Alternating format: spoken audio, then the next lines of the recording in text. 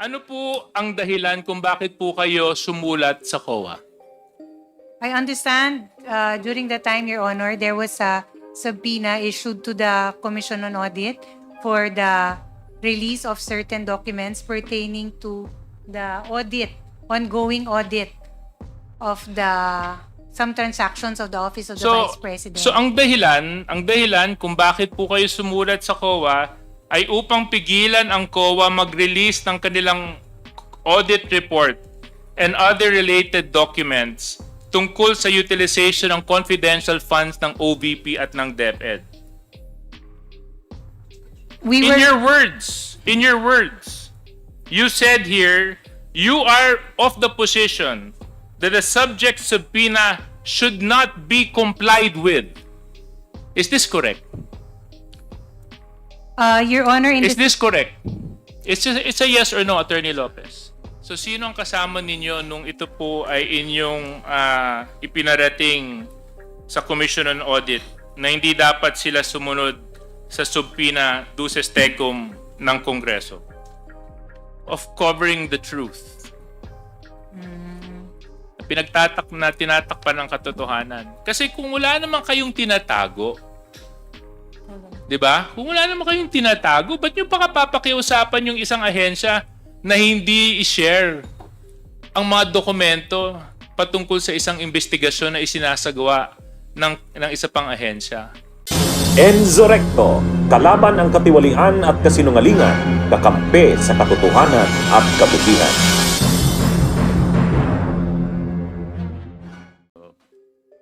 Mr. Chair?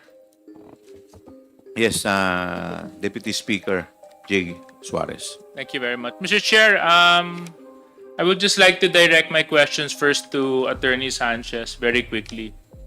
Attorney Sanchez, what was one of the first things that you did when you first entered the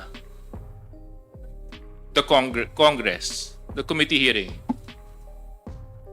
I took an oath, Mr. Chair. You took your oath, no? Sinabi nyo dun sa oath nyo na magsasabi kayo ng katotohanan, na hindi kayo magsisinungaling, tama? Yes, Mr. Chair. And I would like to assume that you're sticking by that oath. Yes, Mr. Okay. Chair. So let's just go back a little bit in memory lane, Attorney Sanchez. When we last had a chance to converse, ito pong November 11, babasahin ko lang po itong transcript natin. Nakasulat po dito, Ms. Sanchez, Mr. Chair, based on documents, you mentioned that you have no details about the confidential fund. You mentioned that you have no information or knowledge about the confidential fund. Is that correct? Yes, Mr. Chair. You also mentioned that although you are part of the planning, the actual liquidation and utilization, wala po kayong kinalaman. Sinabi niyo po yun. Mr. Chair, for the planning aspect, Mr. Chair, I was only the signatory as noted by in the physical and financial plan. But as to the specific details, And Mr. then, Chair, yes, I have and then no knowledge. I mentioned, kayo ang finance and administrative officer. You have full knowledge and control over the operations of the Office of the Vice President. That is part of your responsibility. And I stressed the question. My question was, who has knowledge and information over the confidential funds, the utilization, and the liquidation? And you mentioned that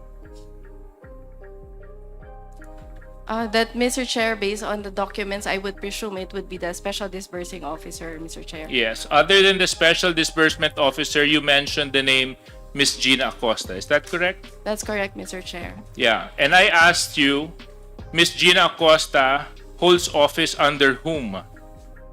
And you mentioned, That she is assigned to the Office of the Chief of Staff, Mr. Chair. yes. And the Chief of Staff being Attorney Lopez, Mr. Chair. Attorney Lopez. Zulaika Lopez. The Yes, person Mr. Chair. behind you. The person beside you. Okay. Now, Ms. Yes, Mr. Chair. Lopez. Gina Acosta works directly under you. Is that correct?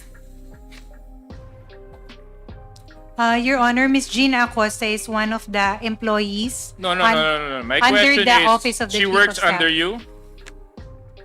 Under the office of the Chief of Staff, Your Honor. Yes, so you have management control, supervision over her? In certain cases, Your Honor, because she acts as the supervising. No, Miss Lopez, Attorney Lopez, something na I've been noticing about the way you've been answering. Oh, You've yes. been very selective and evasive. Just categorically just say, because I'm starting to believe na you're trying to paint an image of a chief of staff that's not actually the role of a chief of staff. I've worked with many chief of staff, and chief of staffs have full control, knowledge, and information about what happens internally and externally in every office. But parang dito sa lagay mo, hindi yata ganon. So anyway, my question is, Gina Acosta works under you o hindi? Yes. Okay. She answers to you, yes or no? Yes, Your Honor. So if she answers to you, she's the SDO. Therefore, you would know about her activities, her responsibilities, and duties as the Special Disbursement Officer. No, Your Honor. No. I was not the person who designated her, Your Honor. No. That's not my question, Attorney Lopez. My question is, she works under you. You confirmed. You manage her. Yes. Now, my question is, Attorney Lopez, Gina Acosta, you confirmed that she works under you. That is correct? She works with the office of the Chief of Staff. Yes, and you are The Chief of Staff. there you go, right? Now, because she works under you, you supervise her activities, correct? Certain activities, Your Honor. Why is it that somebody will work under you and you can only supervise certain activities? Because she works with the office of the Chief of Staff, Your Honor, as admin officer, not as disbursing officer. So I only have a direct hand in her work as an admin officer, which is personnel management. Kasi ang Supplies sinabi ni and Attorney procurement. Sanchez, pagdating sa confidential funds, Attorney Lopez, matanong na kita, may information ka tungkol dito? Meron o wala? Wala po. Wala. Bakit sinabi ng katabi mo na pagdating sa confidential intelligence fund ng Office of the Vice President, tatlong tao lang ang may knowledge at information dito? Ikaw, Gina Acosta, at si Vice President Sara Duterte. Yan ang sinabi ng katabi mo. Here. So, please explain to me, why would the person beside you say that and you would deny that? Your Honor, I cannot answer. Are you for- gonna fire her too?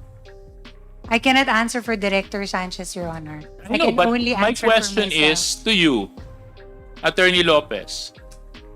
She has that opinion. It's on record, under oath.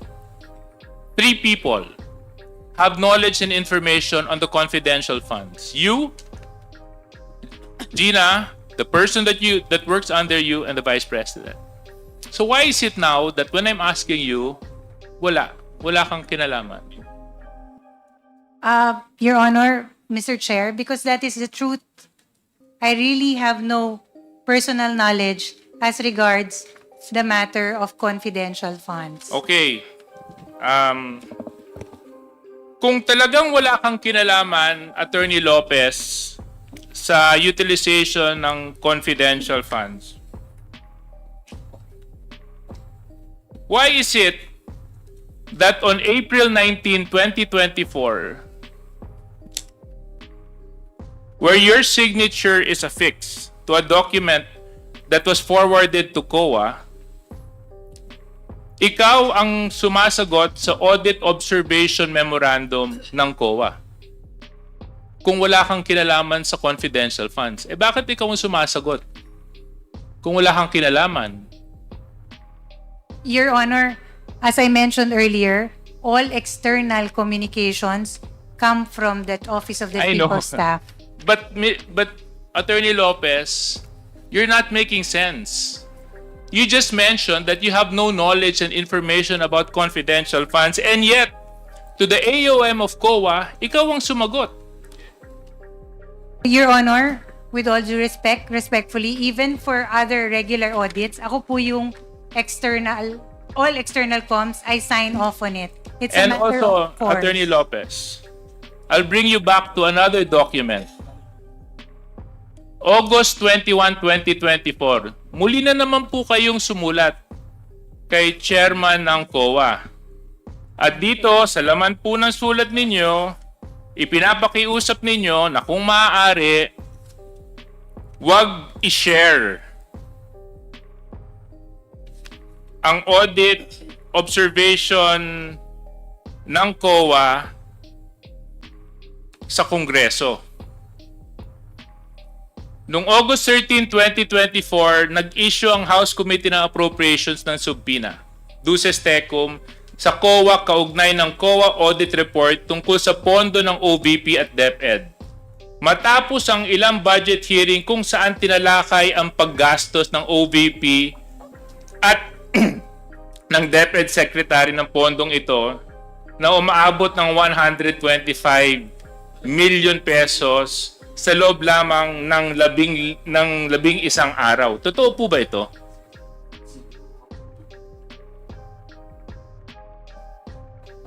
Your Honor, I'm sorry, I did not catch the question. Respectfully, may you please repeat? I'm sorry. Attorney Lopez,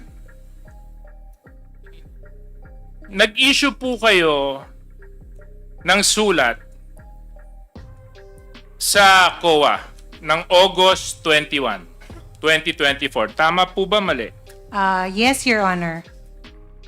Ano po ang dahilan kung bakit po kayo sumulat sa COA? I understand during that time, Your Honor, there was a subpoena issued to the Commission on Audit for the release of certain documents pertaining to the ongoing audit of some transactions of the Office of the Vice President. So ang dahilan kung bakit po kayo sumulat sa COA ay upang pigilan ang COA mag-release ng kanilang audit report and other related documents tungkol sa utilization ng confidential funds ng OVP at ng DepEd. In your words, you said here, you are of the position that the subject subpoena should not be complied with. Is this correct? Your Honor, Is this correct? It's a yes or no, Attorney Lopez. Is this correct? Were these the words you affixed on your letter?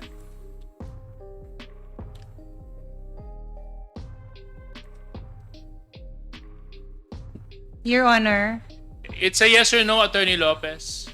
Oo lang po at hindi.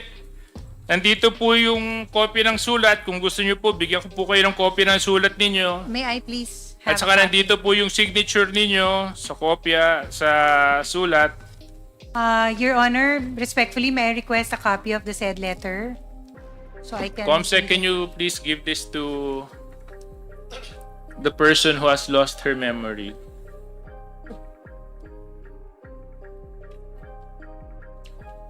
Can you just confirm this letter?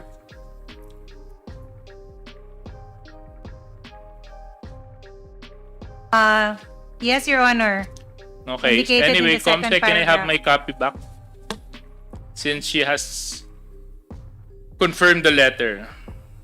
Okay. Thank you.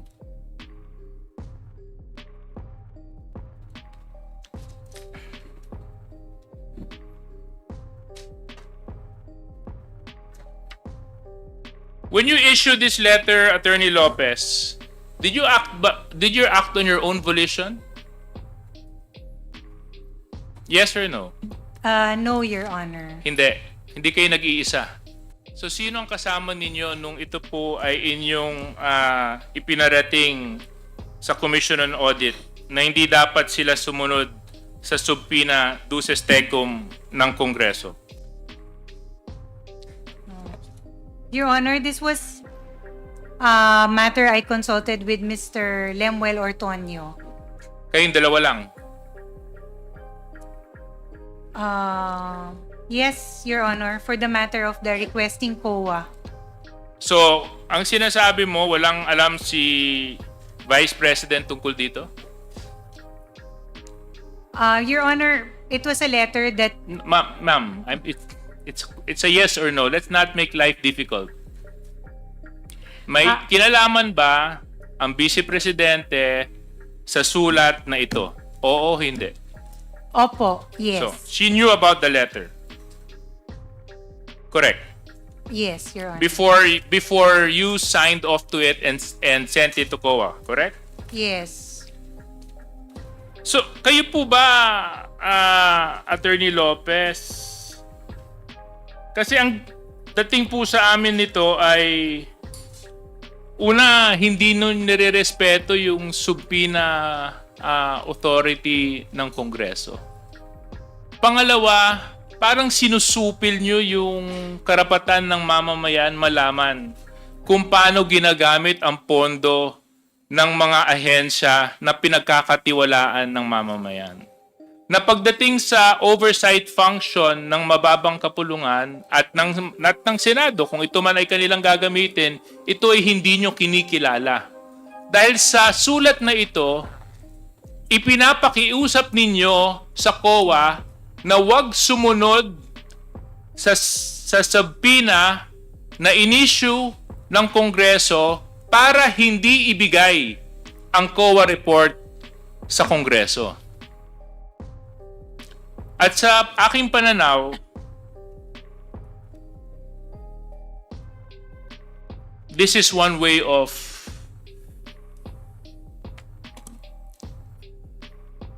how do you explain it, Congressman Zia? You're good in explaining. Of covering the truth. Tinatakpan ng katotohanan. Kasi kung wala naman kayong tinatago, di ba? Kung wala naman kayong tinatago, ba't nyo pa papakiusapan yung isang ahensya na hindi i-share ang mga dokumento patungkol sa isang investigasyon na isinasagawa ng isa pang ahensya? Di ba? Ngayon, Attorney Lopez,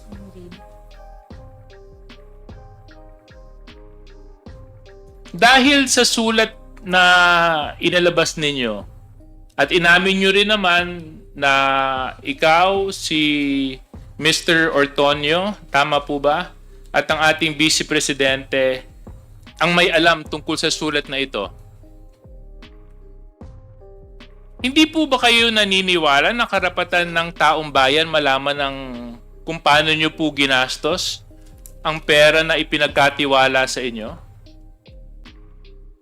Your Honor, may I answer? Please answer. Mr. Chair, thank you. Respectfully, Your Honor, that letter does not in any way seek to undermine the power of Congress as regards matters regarding to the power of the purse. It is not. It is simply a request to the Commission of Audit, given that there is still an ongoing audit investigation. That's why we requested that since hindi pa naman po natatapos yung audit, hindi naman po din tama na ibibigay na muna yung ganong documents. With due respect also to the audit still being done at the Office of the Vice President. So yun lang po yung position namin. We do not seek to belittle nor undermine the power of Congress, Your Honor. That is the farthest and the least of our intention. But Attorney Lopez, that is not a call for you to make. Right?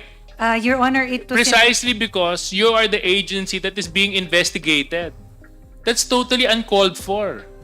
You're asking another agency not to cooperate with Congress when an ongoing investigation is happening. That's suppression of the truth. At the very least, dapat hinayaan nyo na lang. Di ba? Kung wala naman kayong tinatago, pwede nyo naman po ipaliwanag yun dito pag nag-hearing na tayo. Kasi nandito po sa sulat ninyo, parang pinipigilan nyo yung COA at pinapakiusapan nyo na huwag nyong ibigay. Nasa palagay ko po ay hindi po tama. Hindi po tama sa maraming aspeto ng pagtingin at pananaw. Kasi maaaring tama ang sinabi ninyo na hindi pa kumpleto yung pagsusuri na ginagawa ng COA, but that's not your call to make it. That's COA's call to make, which they have emphasized many times while they've been here. But for this letter, Attorney Lopez, mukha po kasing talagang ayaw niyong malaman ng taong bayan kung paano niyo po ginastos yung 612 million pesos na confidential funds ng Office of the Vice President at pati po ng DepEd. Your Honor, Mr. Chair. Wait, I'll get you, Attorney Lopez. Okay. So ngayon, Attorney Lopez, are you still of the position that you have no knowledge about these confidential funds? Yes, Your Honor. You have two documents here that you signed off. One, questioning not naman questioning, na pinapaliwanag mo yung AOM ng COA. Signature mo ang naka-affix doon. Number two, another letter addressed to COA na ipinapakiusap mo sa COA na wag munang ibigay ang audit observation sa Kongreso. That's your signature. Am I correct, Attorney Lopez? That is correct, Your Honor. And you are still expecting that the committee will believe you na pag sinabi mo hanggang ngayon wala ka pa ring alam maski 2 beses ka nang sumulat sa COA tungkol sa confidential fund. Your Honor, quick reading of the letter would indicate... No, that's my... anyway, Mr. Chair, I would just like to end my point because I don't think Attorney Lopez will cooperate with us anyway. I would just like to manifest those 2 letters are true. Those 2 letters cannot be denied. Her signature is on those 2 letters. Those 2 letters are both addressed to the Commission on Audit. One, intent of the letter, ipinapaliwanag yung audit observation. Pangalawang sulat, ipinapakiusap sa COA na huwag i-share at ibahagi ang audit observation sa Kongreso. So napakahirap pong paniwalaan ng isang taong nakapirma sa 2 sulat na yan ay walang kinalaman patungkol sa isyong kanyang ipinapakiusap sa Commission on Audit. No one in their right mind, Mr. Chair, will affix their signature in a document that they do not have any knowledge of. Abogado po kayo, Attorney Lopez. Kung ako nga, pipirma lang sa dokumento, inaaral ko muna kung anong nilalaman. Ito pa. COA. Dito pa, pera ng taong bayan. Sorry, Mr. Chair. Thank you, Deputy Speaker Jay Suarez. Mr. Chair, Respectfully, Before I Mr. Chair. recognize Congressman Siga and Respectfully, Mr. Chair. yes, you want to respond? Yes, Your Honor. Okay. As regards the matter of the writing to the Commission on Audit, as regards the subpoena, we recognize the authority and the power of the Commission of Audit, Your Honor, as to all matters pertaining to audit, which is why we wrote to them. That was just our request on the end of the Office of the Vice President. And as regards the matter of explaining or explanation sent as to the AOM, those are matters, Your Honor, that, as I mentioned earlier, external communications fall under the Office of the Chief of Staff.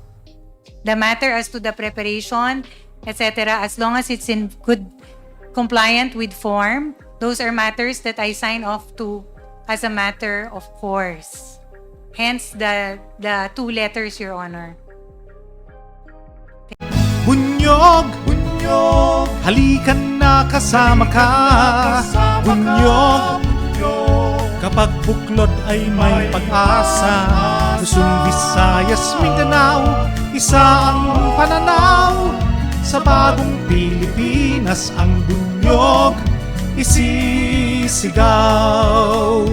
Bunyog.